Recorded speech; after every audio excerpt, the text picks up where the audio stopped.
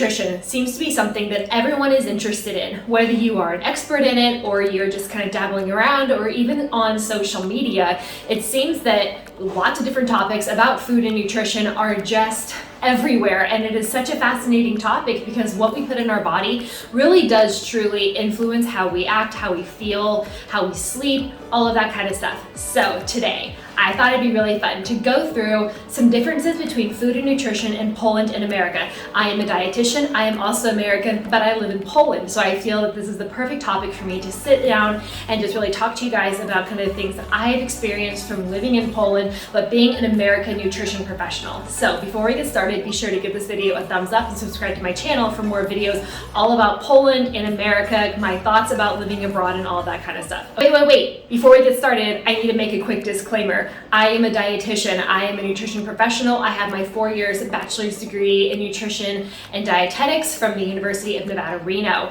I have worked in the healthcare industry for the last 9 or 10 years. I have also worked online for the last 8. So I feel I have a lot of experience and knowledge when it comes to food and nutrition. I've worked with health companies. I've worked with people. I've worked with dietitians one-on-one. So I've gained a lot of knowledge over the years. I've also read a lot of research. However, things are constantly changing. So right now, as of 2022, this is what I've noticed about food and nutrition trends and kind of what has happened in the past.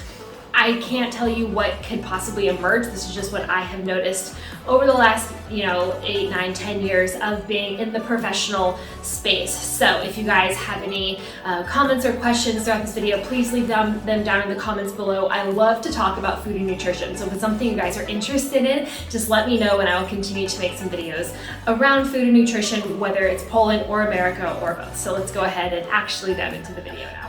The first thing that I can really say about food and nutrition in Poland and America is the amount of chemicals that are used in America that are banned in Poland and even in the EU specifically. So I'll put up here on screen a whole bunch of chemicals that are actually banned in the EU that the US still uses. A lot of these food additions that the EU has banned have been linked to cancer and other adverse health effects, but America is still using them. Why America is still using them? That is a fantastic question, and I don't really know the answer to that one, but it is interesting when you go to the grocery store or whatever here in Poland and you read the ingredient list, and it seems a lot more clean than the ones do in America, when it's just, rife with chemicals and food dyes and all of this stuff that you don't know how to pronounce.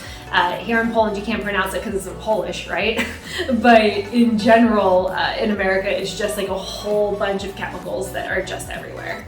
Europe has also banned the use of several drugs used in different farm animals, but the states are still using them. So I think it stands to reason that the meat and food here, generally speaking, is cleaner than in the States. I'm using the word cleaner here in air quotes because it's not necessarily cleaner, it's just free of all of those added other chemicals and things.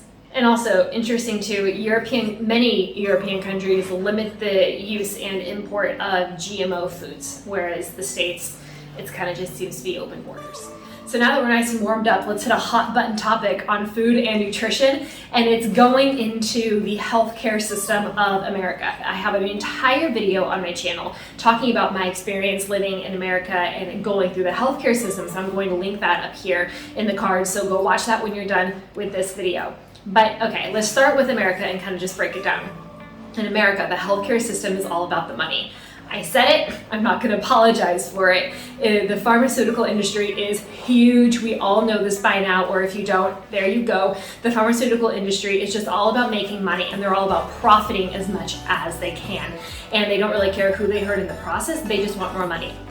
So, for example, in America, if you go and you buy insulin, it's something that you need if you are a type 2 diabetic or even a type 1 diabetic. You are going to need insulin to help manage your blood sugar and, to just not die. So you go to the doctor, they prescribe you insulin, you go to the pharmacy and you pay for insulin. Chances are you'll have health insurance that'll cover part of that, but it's not going to cover all of it.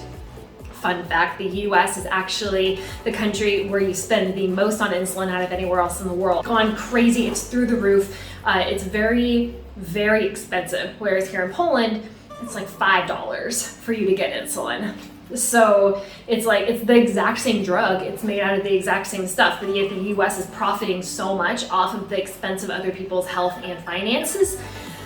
And Poland is not. So America's healthcare usually is for profit. It's just crazy how it works, but the pharmaceuticals just want more and more and more money. I could go into way more detail about how this all works, and something that people usually don't talk about too much in America is the cyclical nature of the food and healthcare and how they are all related. So for example, in America, processed foods they're everywhere and people go crazy for them, right?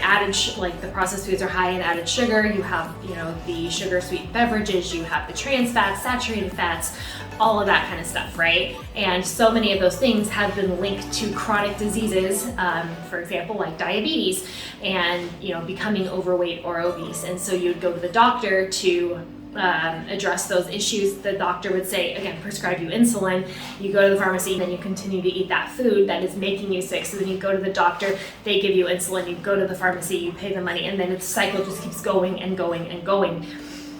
And you're like, well, how can you make it stop? Well, the pharmaceutical companies don't want it to stop because they keep getting more money off of that, right? So where's the incentive for them to tell you to eat healthier, to lose weight, to, get down to a normal BMI and all of that kind of stuff? There is no incentive for them to do that. So they're going to continue to promote this stuff. They're going to make it easier for you to access, cheaper for you to buy, food-wise, that is. And then you continue going to the doctor so that way you can pay the money for all the drugs that they're giving you.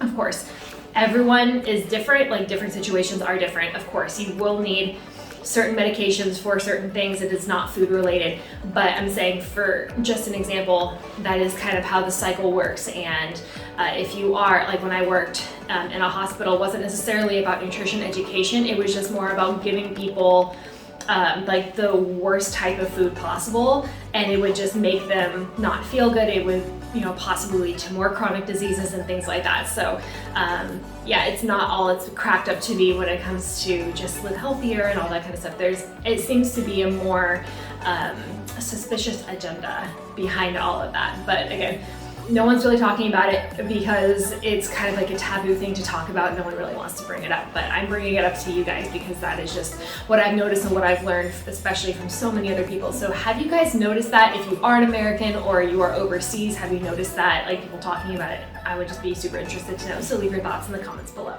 So we can't talk about food and nutrition without discussing the obesity rates. Again, obesity rates doesn't really have a lot to, there's so much more to uncover about the obesity rates and why people are obese and why this rate is skyrocketing, all that kind of stuff. We're just gonna look at the numbers so we can kind of see, what it's looking like. So in America, it's actually about 33% of the whole population is considered to be obese. We're not talking about people being overweight, we're just talking about obese, which is a scale on the BMI. In Poland is very interesting. This number surprised me when I looked it up. It's about 23 to 25% of the adult population is considered to be obese. I sit back and scratch my head because I live in Krakow, which is quite a large city here in Poland. And just from being out and about, I have not noticed that many Poles being obese. And so that number seems very off to me.